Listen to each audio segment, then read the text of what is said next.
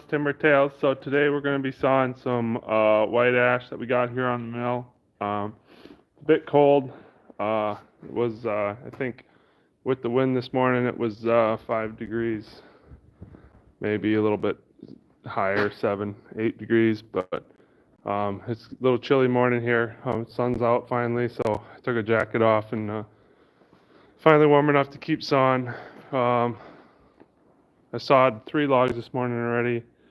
Or yeah, in the last hour or so, I sawed another 3 logs. So we got some smaller ash logs, 10 to 12 inches in diameter. We're gonna saw these into 1x8, probably. Is select cut it, but hard to do it on these little ones. All you can do is really take 2 boards off each side, maybe, and then slice down it because they're not big enough to cut select boards out of. So I'm gonna get right into it. I'm gonna slice these down. Hopefully, get a lot of good yield. You guys can watch the cows come up and drink. There's about 100 and some head there that'll come up while I saw. So.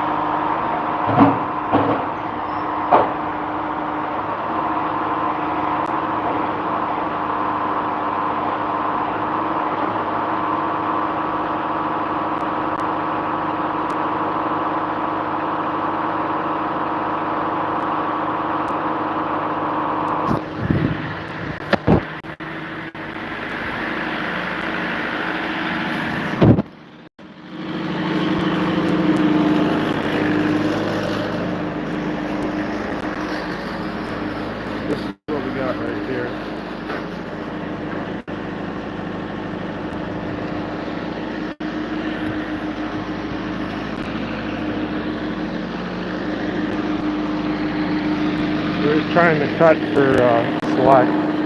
They're small logs, so it's hard to do that. You can only get a couple boards out, each one off each side of the log. They're only 11 or 12 inches, so they're not very big for doing what we're trying to do. But the Imra ash borer killed them, so we're trying to get what we can out of them. And then all the slab will get bundled up and then sold.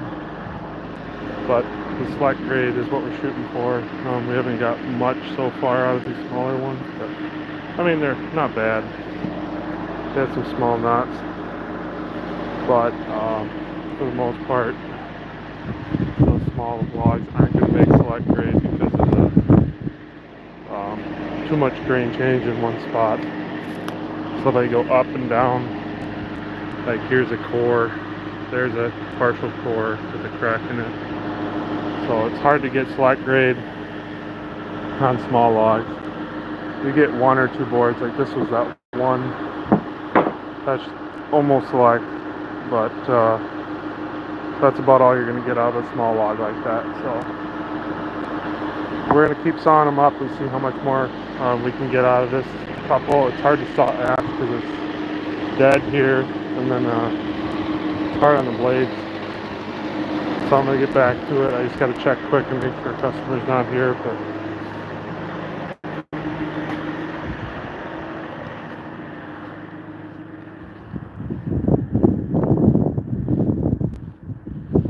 oh, doesn't look like it. So I'm going to get back to sawing.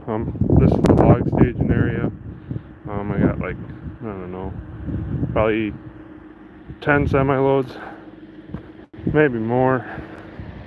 But this is the customer's logs we're sawing here, so I'm just trying to yield what I can. Not too worried about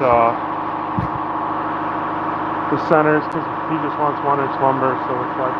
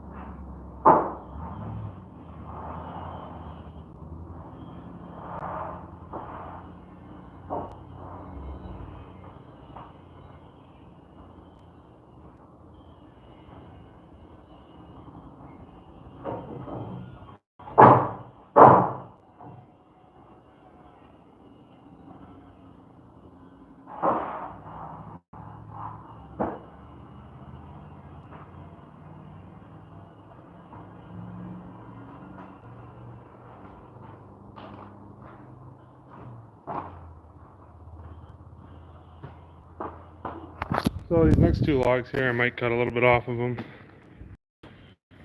This one here either was a double or had a crotch in it, because it's got a little bit of a sweep right there on the base here. It's got a big swell.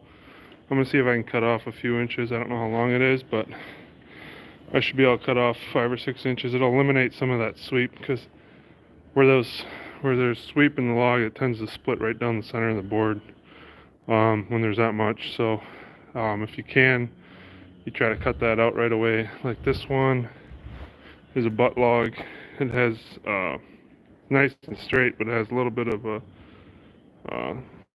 flare close to the bottom. Sometimes it's best just to cut a little bit of that off, just because there ends up being so much grain change. You don't end up having nice boards, they end up splitting. So a lot of people like to leave the logs as close as they can to the ground. I mean, sometimes that's good, but if it's got a big butt swell on it, it's not really great lumber by saving that little bit, especially if you're milling it yourself. If you're selling them, I'm sure it's fine. You end up getting maybe one more log, I don't know. But for the most part, those butt swells end up actually being defects in your boards after you saw them. So most people don't know that. And then the sweep is always a defect, because it ends up splitting the board, or your board ends up warped like your 2x4s at Menards. So that's what happens, is there's already a sweep in it. So if you can't saw a sweep out of it, I mean, you can saw them into square boards, but that sweep will pull back into the board after you're done to a certain extent. You might be able to minimize it, but you can't eliminate it. So that's just a little bit of information for you. I'm going to be done sawing for the video today. I'm going to keep sawing, but I'm done for recording. So we're just shooting for the select boards as wide as we can get them. But with these small logs, like I said before in the video, hard to get select. You can get some nice boards still. It is some very nice lumber, but it's not going to be your select lumber, except for maybe one or two boards out of each log. So just depends how you saw it. And usually the one or two is the first opening cut. It's like this one here isn't the opening cut, but there's not any limbs in this, so that 4-inch board there is select. This little knot's not going to make a big difference in that. But select is, I think, technically 87% clear, so that's what we shoot for. But you always try to want to line up the knots on the edge. But like I said, on these small ones, I'm trying to cut around the sweep and the knots, and try to get the wide board, so it's hard to get the knots lined up on the edge, and you can barely see them, especially depending on how the tree grew, because like that one there, I don't see a single knot on there, but there's going to be knots, so it's hard when you're sawing it to open it up and try to find a knot. I mean, with them being small, you'll find knots right away when you start sawing them. Like this one here, I don't see a knot on it either, but there's going to be. But there's a lot of sweeps. There's like 3 sweeps in it. There's a kink here, there's a kink inward there, and then another kink down. So I don't know how this tree grew, but it must have grew around something when it was young, and then it caused that sweep in it. But it's got a goofy kink to it. That's why I want to cut this end off. So if you guys are new to the channel, thanks for watching. Hope to see you guys on future live streams and videos. This is the LT70 wide wood miser. It works great for 2 people running it, but when it's just one single person running it, it kind of slows things down a little bit. It's actually faster to use LT35 if you're sawing by yourself, because you can set it and walk and start stacking the boards as you go. On this one, I can't stack the boards as I saw, because I'm running the joystick controls. So I typically will do is try to open up the logs, open up the smaller logs, remove those slabs out of the way, and then slice down the cant. eliminates me moving so much from this stand. I'll show you here. It's like this is the computer. So you program your cuts in here, you run everything off these joysticks and buttons, and there's different settings for it. So right here is your ruler. It tells you how high you are right now. So I'm 20 inches off the deck right now. I think it goes up to 38, the head. The cut throat here is 34 inches wide. So you can saw a 34-inch wide log, or slab out a 34-inch log. You can saw, I believe, a 40-some inch log. Haven't tried it yet. I will soon. I have some 40-inch walnuts here that I got to saw up, so I'm probably going to be doing the video on that, actual video, not a live stream. I'm in central Wisconsin, for you who asked, Wapaka, Wisconsin. I've been sawing for 10 years now, so this is my fourth sawmill in those 10 years. So this one's new 2 months ago. If you go back in the videos, you'll see it's got your pressure gauge, pullback fingers. This helps keep the board straight when you pull them off. It's got a Yanmar diesel on it. It's actually, I use a lot less fuel with this diesel. I think this is a 54 horse diesel. And the Kohler engine I had on my other Wood-Mizer LT35 would use like a tank of gas, premium gas, every probably 4.5 hours, 5 hours. This thing only uses I think about 1 tank of gas for every 6 or 7 hours, and I use farm diesel, so it actually seems to be pretty efficient for